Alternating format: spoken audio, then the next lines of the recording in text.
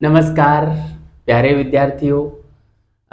जैन धर्म के प्रमुख सिद्धांत हम पढ़ रहे थे और उसमें हमने करीब 4 या 5 सिद्धांत हमने पढ़ लिए थे, जिसमें हमने कर्म में पुनर्जन्म का सिद्धांत देखा, त्रिरत्न देखे, पंच महाव्रत देखे। उसके बाद हमने सृष्टि की उत्पत्ति का सिद्धांत देखा और सत असत को देखा, जिसमें हमने आश्रव, संवर, निर्जरा, बंधन, लेश्य, निर्वाण, ये सारी बात हमने पढ़ ली थी। अनंत चतुष्टय वाली बात हमने पढ़ ली थी। यहाँ तक हमने पढ़ लिए थे। इससे आगे के सिद्धांतों को आज हम पढ़ेंगे। तो देखिए क्या क्या बातें हैं वो सारी आज हम पढ़ेंगे। जैन धर्म के सिद्धांत में हेडिंग डाल देता हूँ और हम आगे पढ़ना प्रारंभ करते हैं। आज जैन धर्म के प्रमुख सिद्धांतों को पूरा पढ़ देंगे हम, ठीक है। तो आइए विद्यार्थियों, मैं हेडिंग डालता हूँ जैन धर्म के प्रमुख सिद्धांत। जैन धर्म के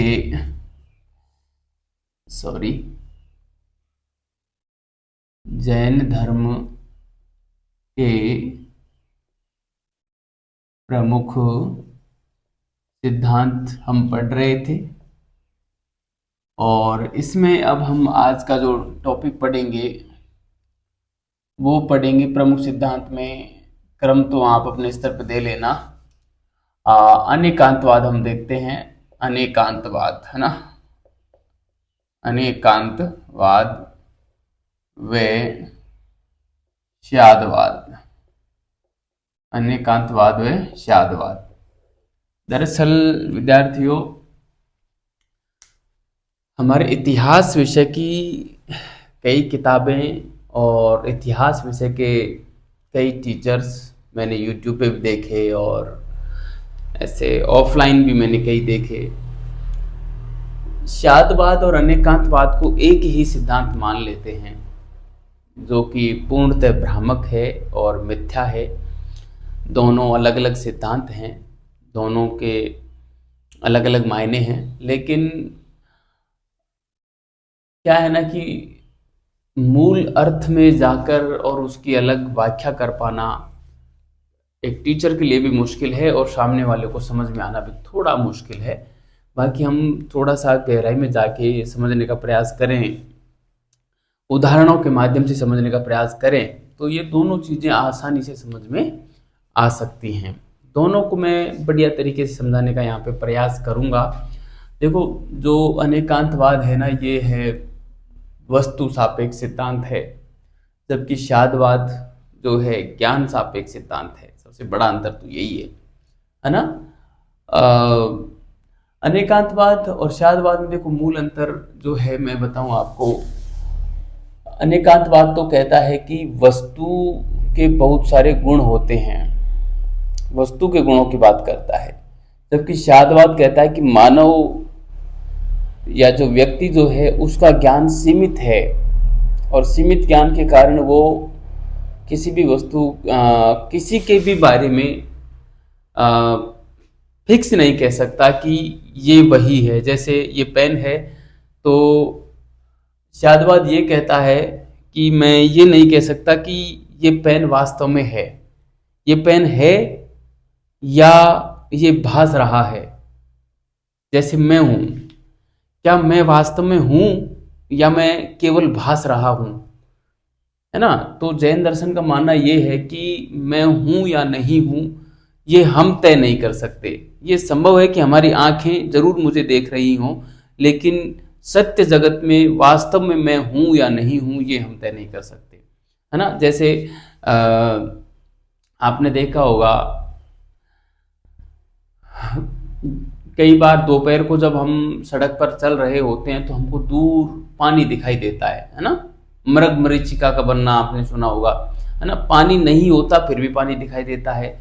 जैसे कोई एक सीधी छड़ हम कांच के गिलास में जिसमें पानी भरा हो उसमें हम डुबोते हैं तो वो हमें टेढ़ी दिखाई देती है ना, जबकि वो कैसी रहती है, सीधी रहती है। अब हम खूब देख रहे हैं उसको फिर भी वो टेढ़ी दिख रही है, तो हम क्या कहेंगे, क्या टेढ़ी है वो, लेकिन हम बाहर निकालते हैं तो वो सीधी नजर आती है।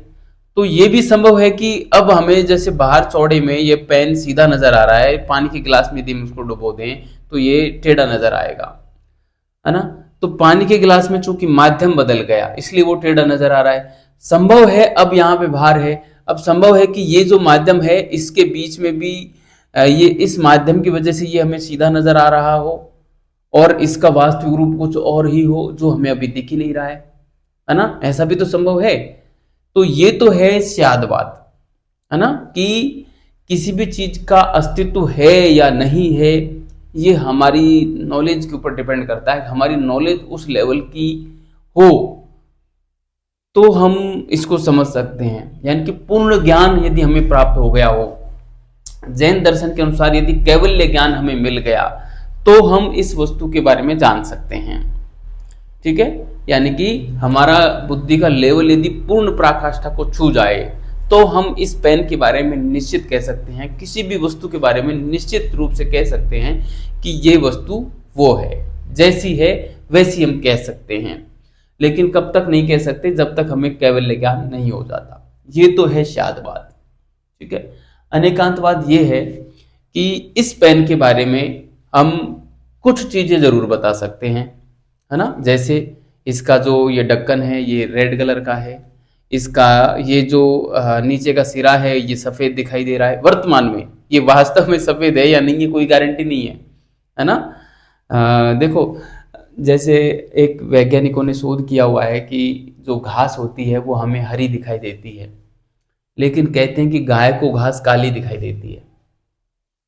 अब वास्तविक कलर उसका क्या है ये नहीं पता, क्योंकि हमारी आंखें तो इस प्रकार से एडजस्ट कर रही हैं कि वो हमें हरा दिखाई दे रही है ना, और गाय की आंखें इस प्रकार से एडजस्ट करती हैं कि उसको वो काला दिखाई देती है। अब वास्तव में घास का रंग क्या है हमें नहीं पता, है ना।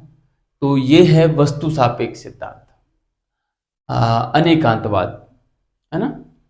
मतलब अनेकांतवाद क्या कहता है, अनेकांतवाद ये कहता है कि जैसे अभी ये पेन है, इसके बारे में हम दो तीन चीजें या इसके 3 या 4 गुण ही हम बता सकते हैं। जैसे एक तो इसका ढक्कन लाल है, ये इसका जो नीचे का ये जो मूल है ये वाइट है, सफेद है ना, और इसके अंदर एक स्याही भी है, वो भी रेड कलर छोड़ दी जाती है, कुछ देर में वो स्याही खत्म भी हो जाती है। तो 3-4 एक गुण हम इसके जानते हैं, लेकिन इसके जैन दर्शन ये कहता है कि इसमें अनंत गुण हैं, अनंत गुण हैं। हम तो 3-4 ही गुण इसके बता पाए हैं, और हम थोड़ा सोचेंगे, ज़्यादा सोचेंगे तो हम मुश्किल से 1-2 गुण और बता पाएंगे, मुश्किल से 5-6 गुण बता पाएंगे इस पेन के।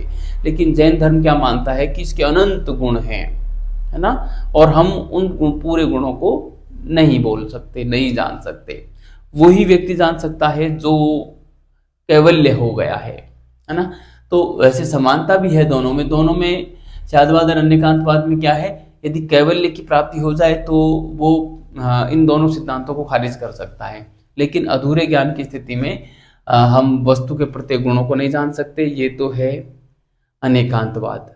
और हमारा ज्ञान सीमित है, हम इसलिए किसी भी वस्तु के बारे में ये तय नहीं कर सकते कि ये है भी या नहीं भी। ठीक है, ये है स्यादवाद। तो अब आप समझे होंगे स्यादवाद और अनेकांतवाद क्या है। मैं मोटे तौर पर यहाँ पे लिखना चाहूँगा स्यादवाद के बारे में, अनेकांतवाद के बारे में। देखो क्या लिखेंगे हम, जैसे अनेकांतवाद है, स्यादवाद है, यहाँ पे लिख देते हैं पहले हम अनेकांतवाद की परिभाषा लिख लेते हैं ना, अनेकांतवाद। ठीक है, मोटे तौर पे बता रहा हूँ, बहुत ज़्यादा फिलॉसफी में हम जाएंगे नहीं। अनेकांतवाद ये है कि किसी भी वस्तु में अनेक गुण पाए जाते हैं, अनेक गुण धर्मक होती है ना प्रत्येक वस्तु। जैन धर्म के अनुसार, जैन धर्म के अनुसार, जैन धर्म के अनुसार प्रत्येक वस्तु में अनेक गुण कहें या धर्म कहें, एक ही बात है ना, अनेक गुण या धर्म होते हैं। धर्म या हम विशेषताएं भी बोल सकते हैं इसको, विशेषताएं होती हैं। ठीक है, तथा मानव का ज्ञान सीमित होता है, तथा मानव का ज्ञान सीमित होता है, इसलिए हम उस वस्तु के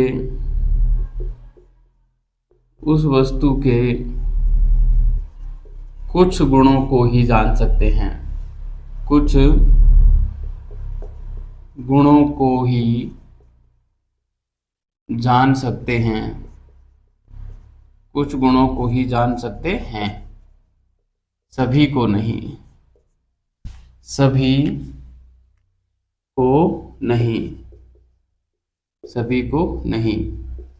इसे अनेकांतवाद कहा जाता है, इसे अनेकांतवाद कहा जाता है। इसे क्या कहा जाता है? इसे अनेकांतवाद कहा जाता है। अनेकांतवाद वस्तु सापेक्ष सिद्धांत है।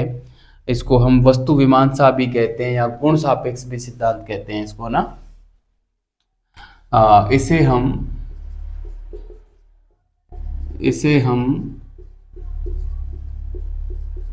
गुण सापेक्ष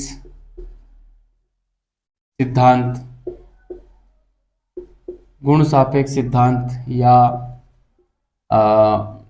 धर्म सापेक्ष, धर्म का मतलब वही विशेषता या गुण से ही है, धर्म सापेक्ष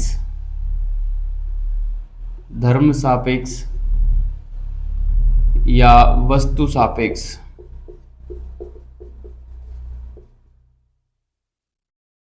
या वस्तु मीमांसा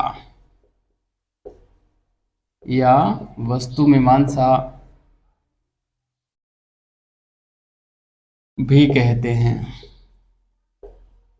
ठीक है, तो ये अनेकांतवाद आपको समझ में आ गया होगा। अब इसके कई नाम मिलते हैं, गुण सापेक्ष सिद्धांत भी इसको बोलते हैं, धर्म सापेक्ष भी इसको कहते हैं, वस्तु सापेक्ष या वस्तु मीमांसा भी इसको कहा जाता है। ठीक है, क्या है एक बार फिर बता देता हूं कि किसी भी वस्तु में बहुत सारे गुण पाए जाते हैं, बहुत सारे अनंत गुण पाए जाते हैं।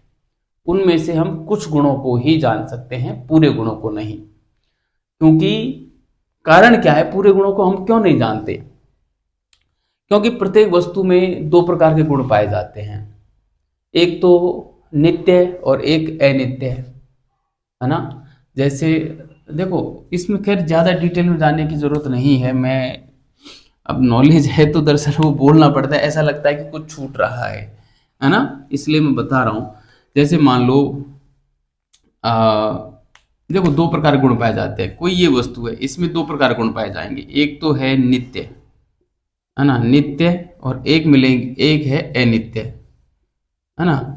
अनित्य को मतलब है कि परिवर्तन जिसमें होता है, परिवर्तन जिसमें होता है वो गुण तो है नित्य, अनित्य। और नित्य वो है जिसमें अपरिवर्तन होता है, मतलब जिसमें परिवर्तन नहीं होता हो, अपरिवर्तन, जिन गुणों में कोई बदलाव नहीं आता हो, है ना, वो है अपरिवर्तन या नित्य, है ना।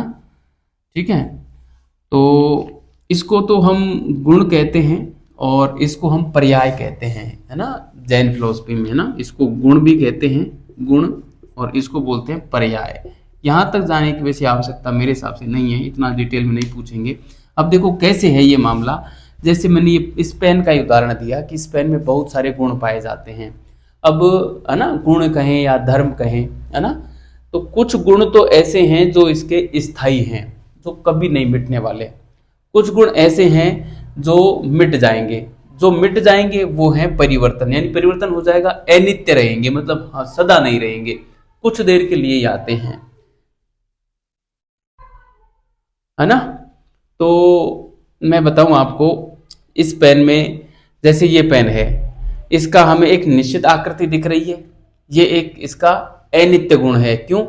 जैसे हमने इस पे हथौड़ी से चोट मारी, ये टूट जाएगा, इसका जो आकार है बिगड़ जाएगा, है ना। तो कैसा गुण हुआ है? अनित्य हुआ।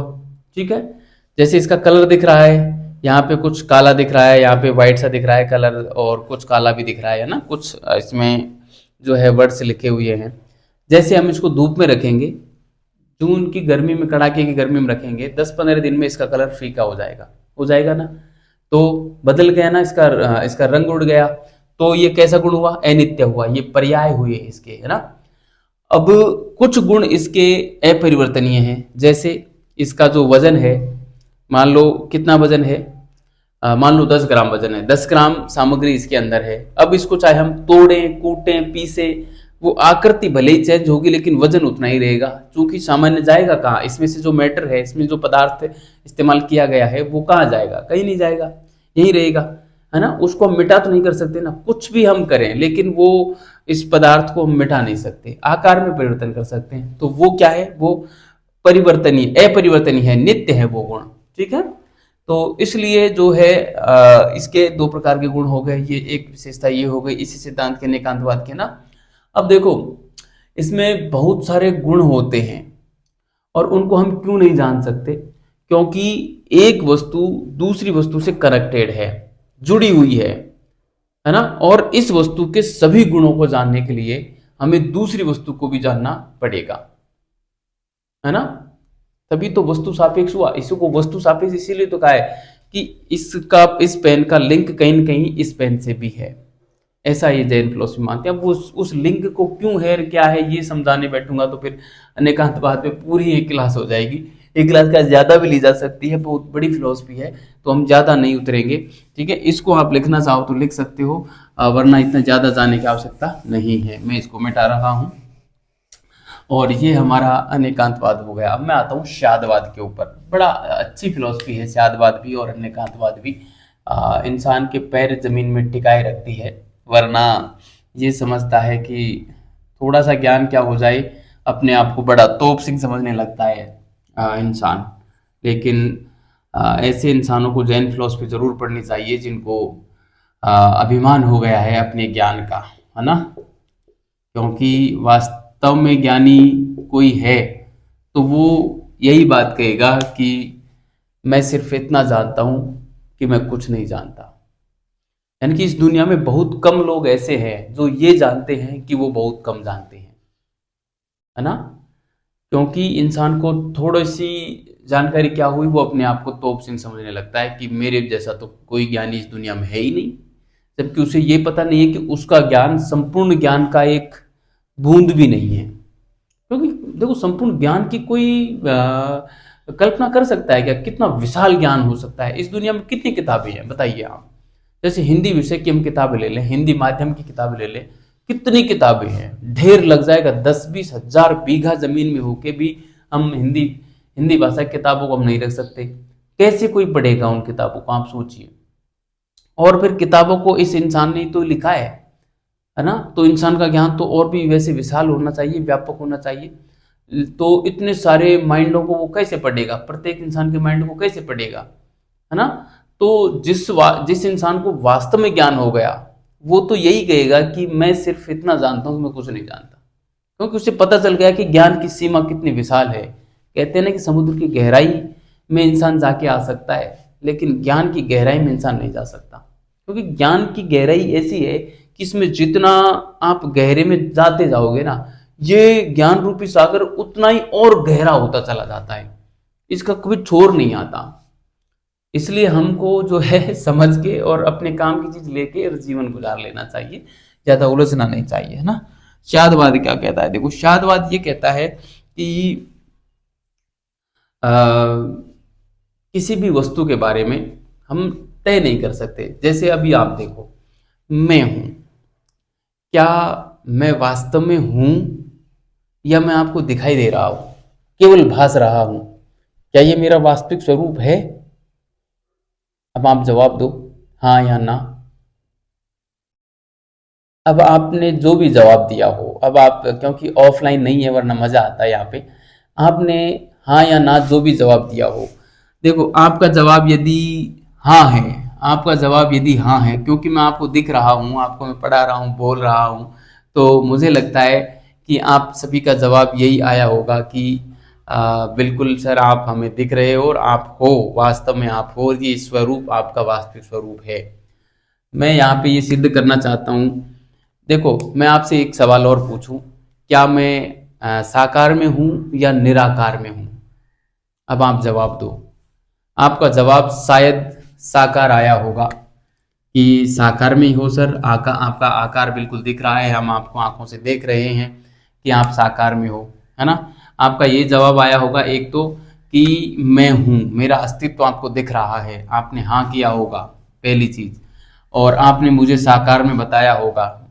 अब मेरा जवाब क्या है कि मैं वास्तव में क्या हूँ? एक तो मेरा ये वास्तविक स्वरूप नहीं है, पहली चीज। मेरा जवाब तो ये है कि मेरा वास्तविक स्वरूप ये नहीं है, नहीं में आएगा पहले सवाल का जवाब। दूसरा सवाल, मैं निराकार में दिख रहा हूँ अभी, अभी मैं निराकार में हूँ।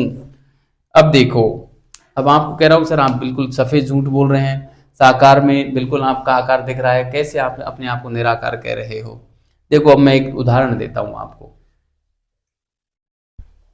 जैसे एक गेहूं का दाना है ना। गेहूं के दाने को ही तो हम गेहूं कहते हैं, है ना। वो है गेहूं का दाना, हमने उसको उगाया, ठीक है। वो दाना जमीन में डाला, उग गया, अब पेड़ बन गया, ठीक है।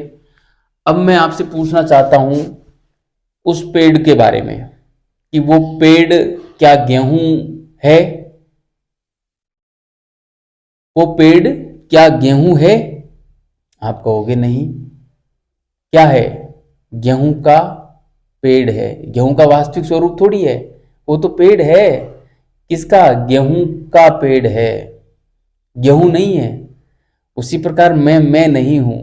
मैं क्या हूं? मैं मेरा पेड़ हूं, ठीक है। मेरा वास्तविक स्वरूप, गेहूं का वास्तविक स्वरूप पेड़ थोड़ी है। गेहूं का वास्तविक स्वरूप क्या है? वो गेहूं का दाना। समझ में आई बात? तो उसका साकार रूप, गेहूं का साकार रूप क्या है? गेहूं का दाना।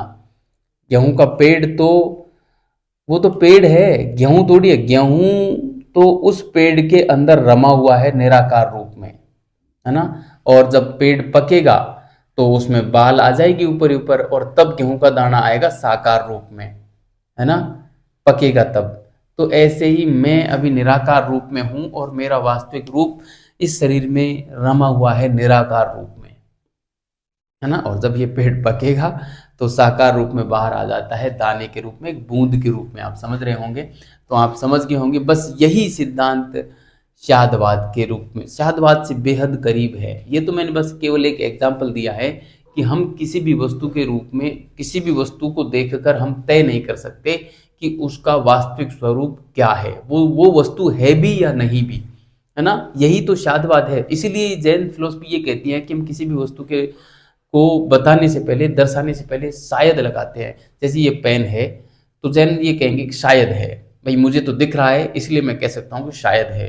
अब वास्तव में ये पेन है या नहीं है, क्योंकि मेरी आंखें इस चीज को दर्शा रही हैं बस। तो ये भी तो हो सकता है मेरी आंखों में खराबी हो। कई बार आंखों में इतनी खराबी होती है कि कोई चीज होती है फिर भी दिखाई नहीं देती। अंधे लोगों को क्यों नहीं दिखता? क्योंकि उनकी आंखें काम नहीं कर रही। तो ये संभव भी तो है कि हमारी आंखें काम नहीं कर रही हों, है ना। तो ये, हाँ सॉरी, ये है शादवाद, ठीक है। तो अब मैं यहाँ पे लिखना प्रारंभ करूंगा। आपको ये बातें अच्छे से समझ में आई होंगी विद्यार्थियों। फिलोसफी बड़ा इंटरेस्टिंग विषय है।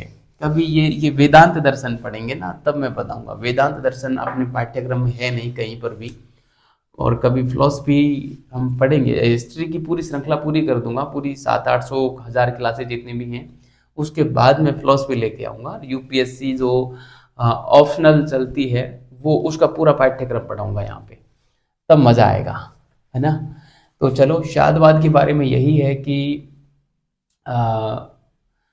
मानव का जो है ज्ञान सीमित होने के कारण वह किसी भी वस्तु के बारे में तय नहीं कर सकता कि वो वस्तु वास्तव में है या नहीं है ना। तो और फिर उस वस्तु को दर्शाने के लिए वो शायद शब्द का प्रयोग करता है कि शायद वो वस्तु है। इस प्रकार से ज्ञान के दो रूप हमें देखने को मिलते हैं।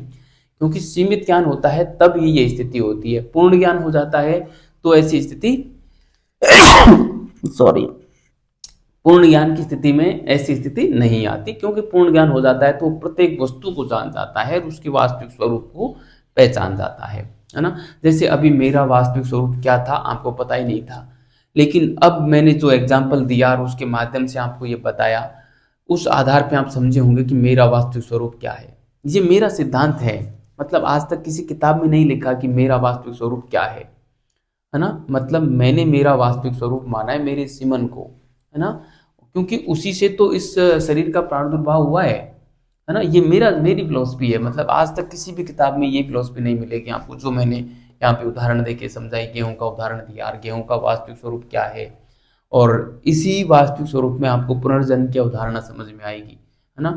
क्यों किताबों में तो नहीं लिखी आज तक, ये शोध हमने किया है, मैंने किया है ना। मतलब मुझे भी साधु संतों की संगति से मिला है, जो मैं प्रत्येक पूर्णिमा को सत्संग सुनने जाता हूँ उसकी वजह से, और ये ज्ञान मेरे अंदर डेवलप हुआ है। ठीक है, चलो शाद बात भी मैं लिख देता हूँ कि प्रत्येक वस्तु अथवा तत्व, इसमें भी वही बात, पहली बात तो वही आएगी एक तरीके से कि प्रत्येक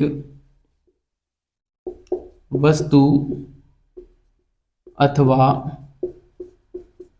तत्व विभिन्न गुण धर्मक होते हैं, विभिन्न गुण धर्मक होते हैं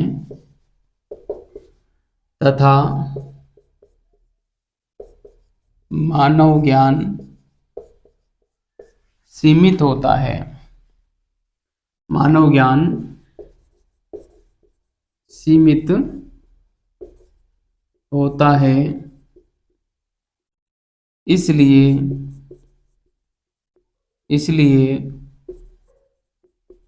किसी भी वस्तु की स्थिति दर्शाने के लिए, स्थिति दर्शाने हेतु जैन दर्शन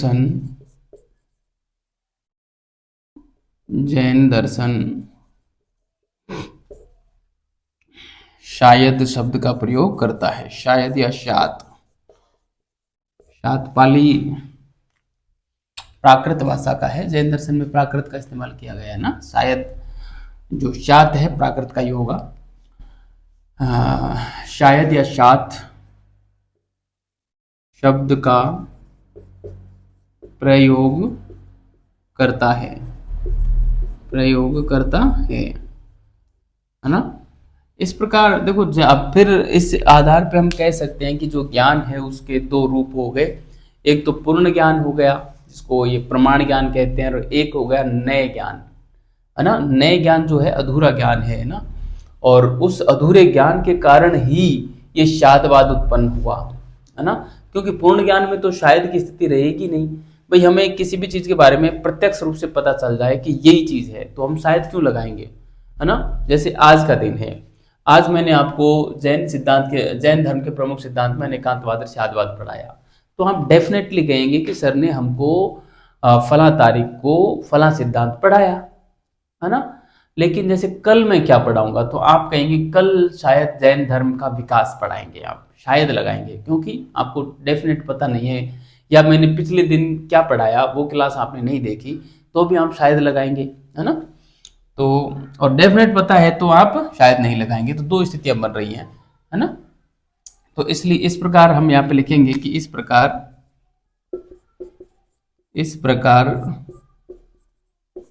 ज्ञान के दो रूप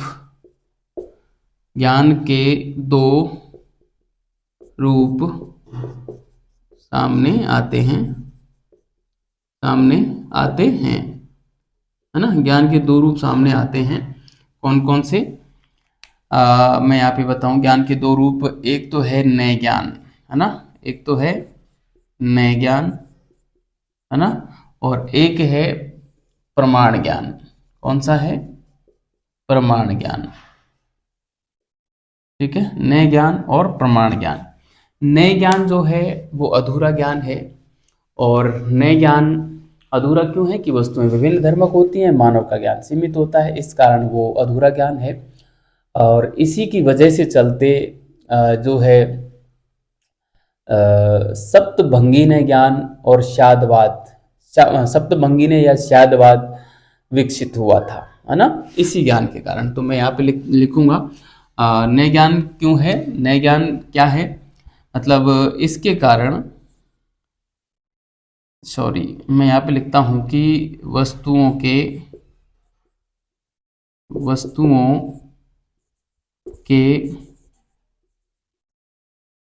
विभिन्न धर्म होने, धर्म का मतलब गुण से है, विशेषताओं से होने, वे मानव ज्ञान, वे सॉरी वे मानव ज्ञान की सीमा निश्चित होने के कारण, निश्चित होने के कारण, निश्चित होने के कारण क्या हुआ, सप्तभंगिन ज्ञान। ये सप्तभंगिन क्यों है मैं बताऊंगा आपको ना। सप्तभंगिन ज्ञान, सप्तभंगिन सिद्धांत है ये एक तरीके से ना, सप्तभंगिन या शादवाद विकसित हुआ, शादवाद विकसित हुआ, ठीक है। मतलब नए ज्ञान के कारण ही ये शादवाद आया है, बस आप ये मान लो सीधा सा। प्रमाण ज्ञान तो कैवल्य ज्ञान है ही है ना। प्रमाण ज्ञान मैं इसमें लिखना चाहूंगा कि यह पूर्ण ज्ञान है, पूर्ण ज्ञान है ना। इसे इसे कैवल्य भी कहा जाता है ना। इसे कैवल्य ज्ञान, हमारे वेदांत दर्शन में इसको कहा जाता है आत्मज्ञान, है ना। और ज्ञान सब ज्ञानड़ी, आत्मज्ञान सो ज्ञान, वो सुना होगा दोहा आपने। कैवल्य ज्ञान भी कहा जाता है, कहा जाता है, ठीक है। इसको प्राप्त करने के स्रोत भी एक तो है प्रत्यक्ष रूप से, जैन दर्शन के अनुसार, जो कि मति से प्राप्त किया जाता है ना, मति से प्रत्यक्ष रूप से ना। और एक है अनुमान, है ना। एक है उपमान, अनुमान उपमान, और एक है आप्त, है ना। इन तीनों प्रकार से प्राप्त किया जाता है। ये तो मति और ये तीनों श्रुति के माध्यम से ऐसा माना जाता है जैन मत के अनुसार, ठीक है। और ये इस प्रकार से प्रमाण ज्ञान है, इसको कैवल्य भी बोलते हैं। और ये नए ज्ञान है, नए ज्ञान के कारण ही सप्तभंगिन या शादवाद विकसित हुआ। अब शादवाद क्या है, मतलब ये सप्तभंगिन क्यों है, ये भी मैं आपको बताने का प्रयास करूंगा। आखिर सात प्रकार से ही हम किसी वस्तु की स्थिति को क्यों दर्शाते हैं। 8 से क्यों नहीं, 10 से क्यों नहीं, 2 से क्यों नहीं, 5 से क्यों नहीं, या 100 से क्यों नहीं, उसका कारण भी मैं बताऊंगा। अब हम आते हैं अगले स्लाइड पे। आप इसको उतारे, मैं इसको मिटा रहा हूं, ठीक है। ठीक है विद्यार्थियों, आपको समझ में आ रहा होगा जो भी मैं समझाने का प्रयास कर रहा हूं। वैसे बड़ा जटिल मामला है, लेकिन इंटरेस्टिंग भी है। यदि आप इंटरेस्ट लेके इसको समझने का प्रयास करेंगे ना, तो बड़ा ही मजा आएगा। और मतलब अपने इसके व्यावहारिक पक्ष को जरूर समझा करो। सैद्धांतिक पक्ष किताबों में क्या लिखा है उसको समझने के लिए हमको इसका जो व्यावहारिक पक्ष है ना, उसको समझना जरूरी होता है ना भाई। किसी भी चीज को हम एक तो किताबों में समझें, किताबों में पढ़ें, किताबों में पढ़ने, और एक चीज को हम दैनिक जीवन में इस्तेमाल करें, व्यावहारिक में यानी प्रैक्टिकल करें। तो प्रैक्टिकल करने से चीजें ज्यादा समझ में आती हैं, है ना। तो प्रैक्टिकल तो है व्यावहारिक पक्ष, और जो सिद्धांत पढ़ते हैं वो है उसका सैद्धांतिक पक्ष, है ना। जो थ्योरी पढ़ते हैं वो उसका सैद्धांतिक पक्ष है। तो थ्योरी तब ही ज्यादा बेटर तरीके से समझ में आती है जब हम उसका प्रैक्टिकल कर लें, है ना। तो देखो, तर्कशास्त्र जो है ना, वो किसी भी बात को दो प्रकार से कहती है। एक तो नकारात्मक तरीके से कहती है, और एक सकारात्मक तरीके से कहती है ना, कि कोई चीज है या कोई नहीं है ना। लेकिन जैन दर्शन में ये कहा गया है कि जैसे ये पेन है ना, एक व्यक्ति तो कह सकता है कि शायद है, एक स्थिति तो ये बनेगी। एक कहेगा कि शायद नहीं है, दो, और एक कहेगा कि यार मैं तो कह नहीं सकता कि ये है या वास्तव में नहीं है।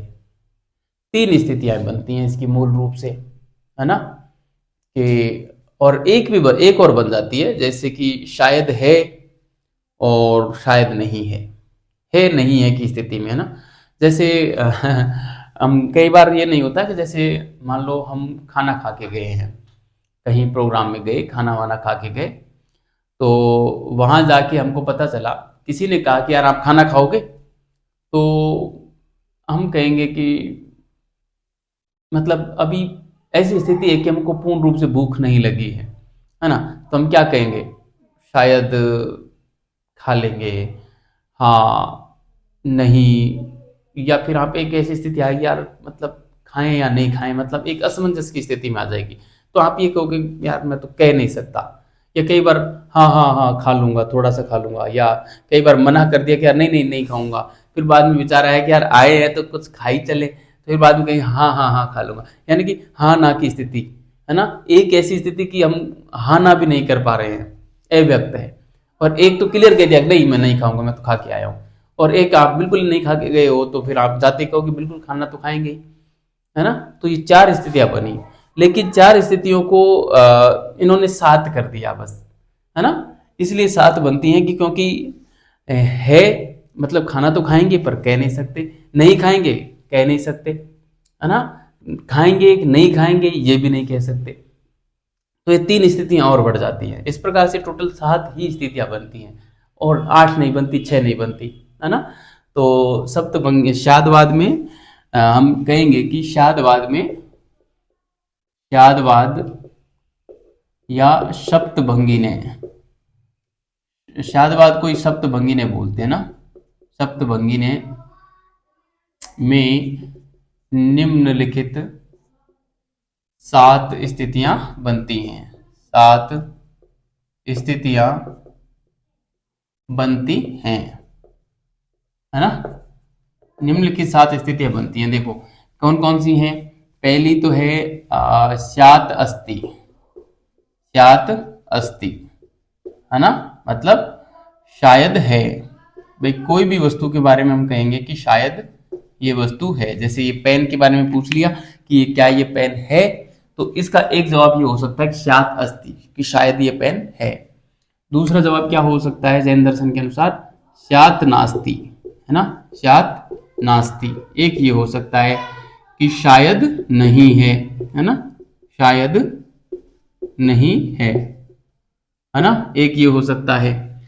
तीसरा क्या कह सकते हैं हम शायद है और नहीं भी, है ना, मतलब तय नहीं कर सकते, शायद है, स्यात् अस्ति च नास्ति, स्यात् अस्ति च नास्ति, है ना, मतलब क्या हुआ, शायद, शायद है, शायद है और नहीं भी, है ना, शायद है और नहीं भी, शायद है और नहीं, एक हम ये कह सकते हैं। और एक है स्यात् अव्यक्तम, स्यात् अव्यक्तम, अव्यक्तम मतलब शायद कहा नहीं जा सकता, कहा नहीं जा सकता, ठीक है। ये स्थितियां तो इसमें चार ही बनती हैं, ठीक है, लेकिन इसको जैन फिलोसफी में ये भी कहा है कि शायद है पर कहा नहीं जा सकता, एक ये भी तो स्थिति बनती है, शायद नहीं है और नहीं कहा जा सकता, है नहीं है नहीं कहा जा सकता, है ना। तो इस प्रकार से इसकी तीन स्थितियां और बना दी। तो पांचवी है कि हम यहाँ पे लिख देंगे स्यात् अस्ति, स्यात् अस्ति च अव्यक्तम, स्यात्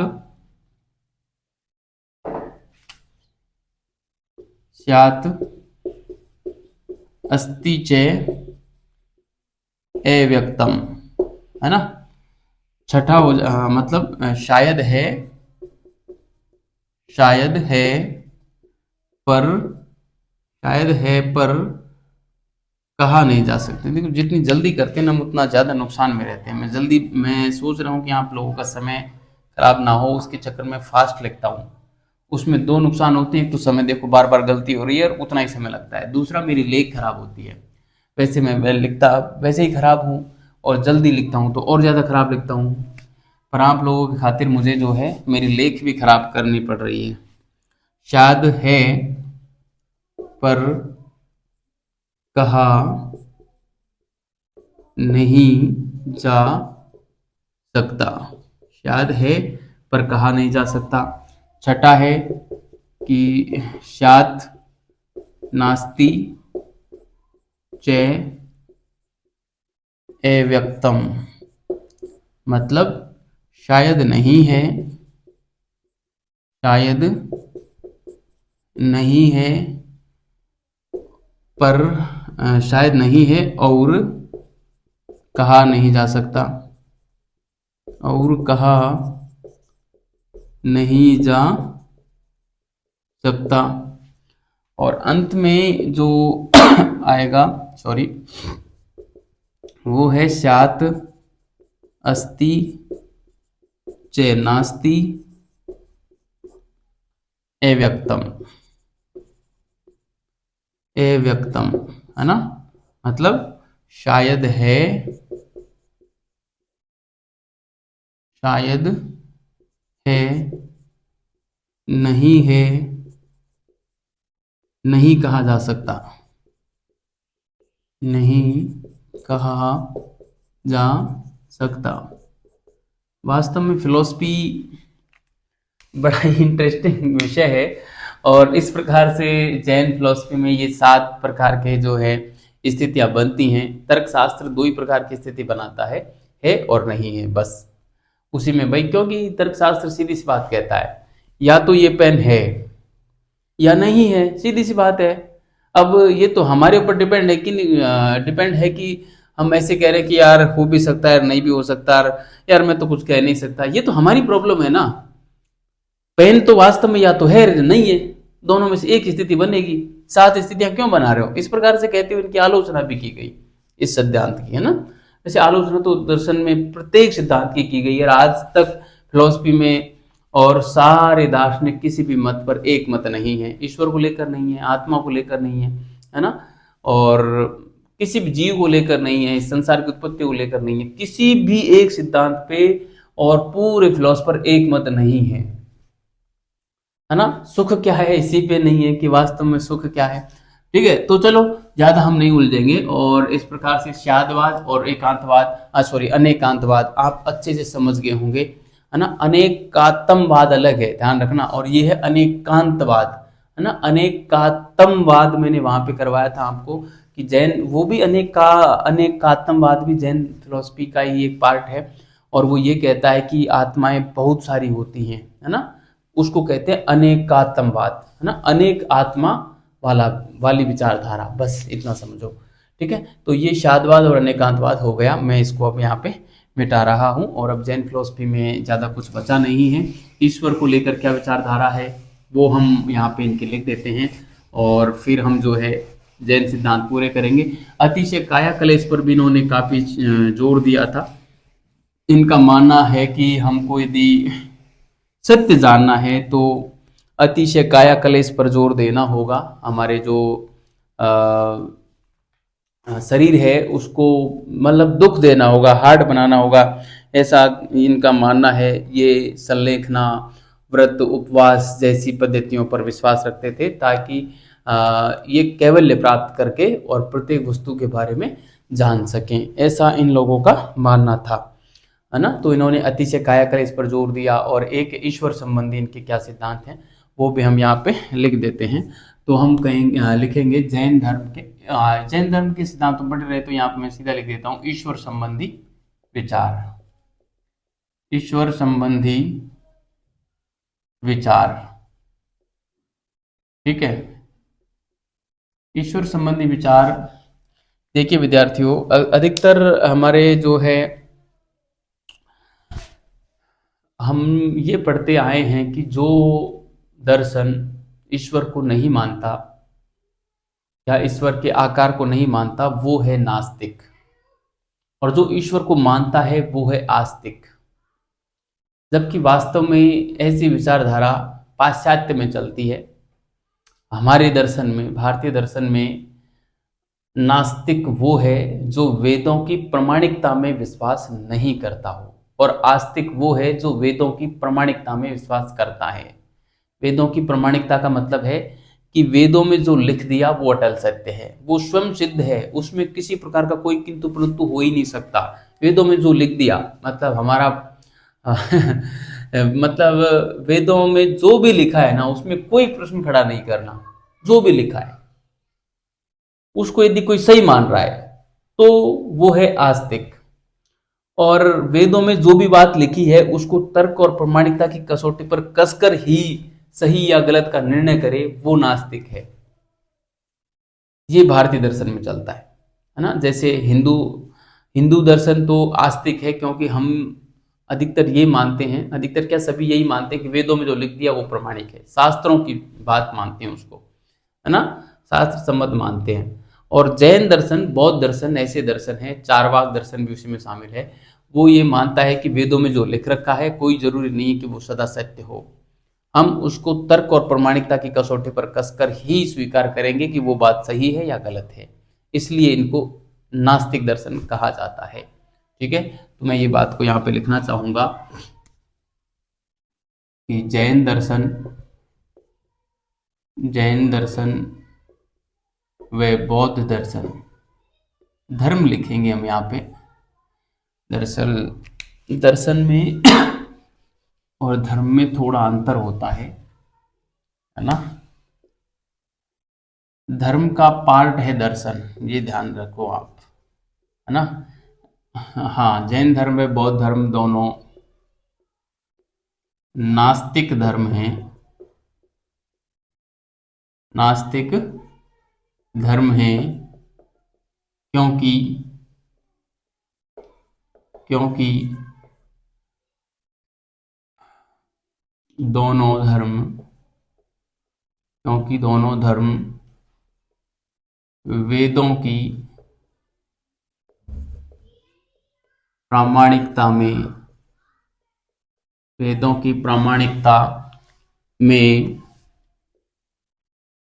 विश्वास नहीं रखते, विश्वास नहीं रखते। अब देखो, इसका मतलब ये भी नहीं है कि जैन धर्म और बौद्ध धर्म वेदों को नहीं मानते, वेदों को तो मानते हैं, वेद हैं, और वेदों में कोई बात लिखी है वो यदि तर्क सहित सही साबित होती है तो उसको सही भी मानते हैं। लेकिन तर्क यदि उस बात को खारिज कर देता है तो ये लोग भी उसको खारिज करते हैं, चाहे वो वेदों में लिखी हो।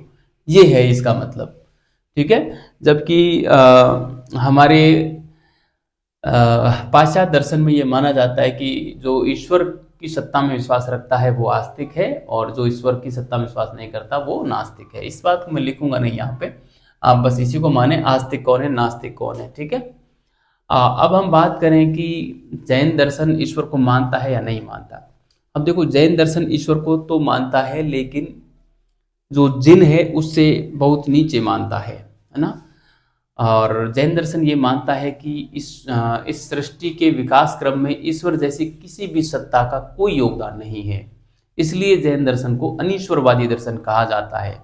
ठीक है, बाकी ईश्वर को मानता जरूर है जैन दर्शन, लेकिन अनीश्वरवादी कहा जाता है। क्यों? क्योंकि इस सृष्टि के विकास क्रम में ईश्वर का कोई योगदान जैन दर्शन नहीं मानता, इसलिए जैन दर्शन को अनीश्वरवादी दर्शन कहा जाता है। तो ये बात मैं यहाँ पे लिखना चाहूंगा।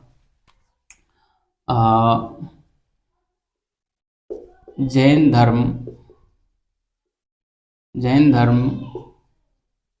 ईश्वर को मानता है, मगर जिन के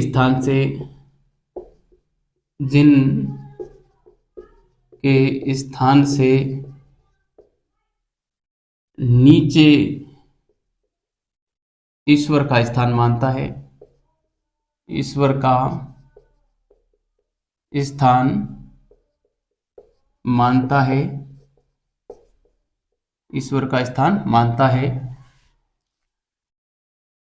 इसमें यहीं पूर्ण विराम लगा देते हैं हम कॉमा की जगह। तथा या मैं लिखता हूँ जैन दर्शन के अनुसार, जैन धर्म के अनुसार, जैन धर्म के अनुसार सृष्टि के विकास क्रम में, सृष्टि के विकास क्रम में ईश्वर का कोई योगदान नहीं है। ईश्वर का कोई योगदान नहीं है, नहीं है। इस कारण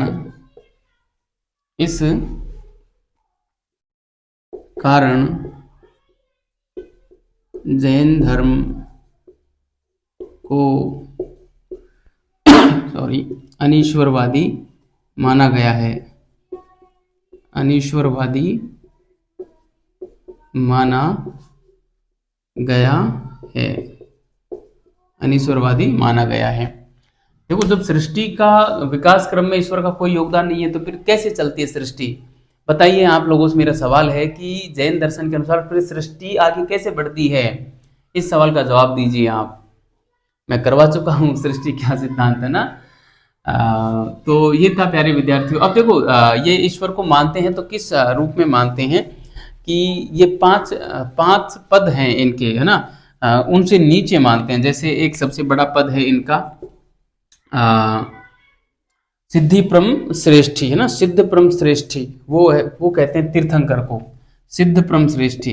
ठीक है, सिद्ध परम श्रेष्ठी, ये तो है तीर्थंकर का पद, ये सबसे ऊपर है। सॉरी, तीर्थंकर का पद है, ये सबसे ऊपर है तीर्थंकर। ठीक है, इससे नीचे आएंगे तो वो पद है अरहत का, है ना, अरहत। ठीक है, अरहत जो अभी सशरीर विद्यमान है ना, जो अभी जो सशरीर विद्यमान है, सशरीर, क्या लिख रहा हूं, मेरे को यही पता नहीं सशरीर कैसे लिखा जाएगा। सॉरी, सशरीर विद्यमान। ठीक है, सशरीर विद्यमान, जो अभी सशरीर विद्यमान, क्योंकि तीर्थंकर कब होता है? बाद में जाके होता है ना, मतलब देह त्याग के बाद। सशरीर विद्यमान है वो अरहत होता है। इससे नीचे की जो स्टेज है वो है विद्यार्थियों आचार्य की, है ना। आचार्य जो है वो जैन श्रमण होता है, जो कि दीक्षा देने का काम करता है ना, जो क्या करता है? दीक्षा देने का काम करता है। तो ये है आचार्य, आचार्य, है ना। ये कौन है? जैन श्रमण है ना, जैन श्रमण। अभी मैं श्रमण और श्रमणिका और इनके बारे में बताऊंगा आगे। ठीक है, जैन श्रमण है या ये दीक्षा देने का काम करता है, दीक्षा देने का काम करता है ना। उसके बाद ये क्रम है, एक प्रकार से अपने स्टेज है, ये पद है, प्रमोशन होता है आचार्य का अरहत में, अरहत का फिर सिद्ध परम श्रेष्ठी में, है ना। इससे नीचे का पद है उपाध्याय। उपाध्याय, उपाध्याय जो है ये जैन शिक्षा का प्रचार प्रसार करता है ना, जैन शिक्षा का प्रसार करता है ना।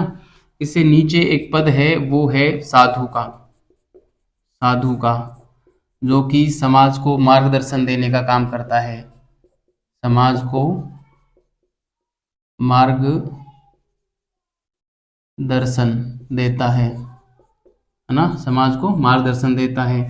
और इनसे नीचे है फिर ईश्वर, है ना, इनसे नीचे माना जाता है ईश्वर को, है ना। इस प्रकार से ये बढ़ते हुए क्रम में है ना, बढ़ता हुआ क्रम है, ये बढ़ता हुआ क्रम है ना। ठीक है, सबसे बड़ा पद है ये। ठीक है, और इन पांच से छोटा, ये मतलब ईश्वर से बड़े पद तो ये माने गए हैं। ठीक है, ईश्वर तो बहुत छोटा पद है। ठीक है, तो इस प्रकार से जैन दर्शन में ईश्वर की कल्पना तो की गई है, लेकिन इन 5 पदों से छोटा, मतलब साधु बनेगा, फिर उपाध्याय बनेगा, फिर आचार्य बनेगा, फिर अरहत बनेगा, फिर जाके सिद्ध परम सृष्टि बनेगा, जिसको हम तीर्थंकर कहते हैं।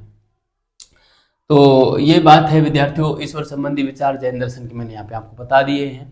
अब एक अतिशय काया कलेश पे भी ये जोर देते हैं, एक सिद्धांत इनका ये भी है, इसको मैं यहाँ पे लिखना चाहूंगा। अगला सिद्धांत ना आप लिख लेना, क्रम में जो भी छठे सातवां जो भी सिद्धांत है वो आप लिख देना, अतिशय काया कलेश, अतिशय काया कलेश, है ना। अतिशय काया कलेश पर ये जोर देते हैं, जिसके तहत ये व्रत रखते हैं, उपवास रखते हैं, संलेखना करते हैं ना, व्रत उपवास व संलेखना, है ना, संलेखना आदि में विश्वास रखते हैं, है ना। अतिशय काया कलेश क्यों? क्योंकि ये कहते हैं कि अतिशय काया कलेश से ही आप जो है कैवल्य की प्राप्ति कर सकते हो। संलेखना क्या है? मतलब भूखे प्यासे व्रत और उपवास रखते हुए और प्राणों का त्याग करना संलेखना है ना। मैं यहाँ पे लिख सकता हूँ, संलेखना क्या है कि बिना कुछ खाए पिए, बिना कुछ खाए पिए इच्छा से शरीर त्यागना, है ना, शरीर त्यागना।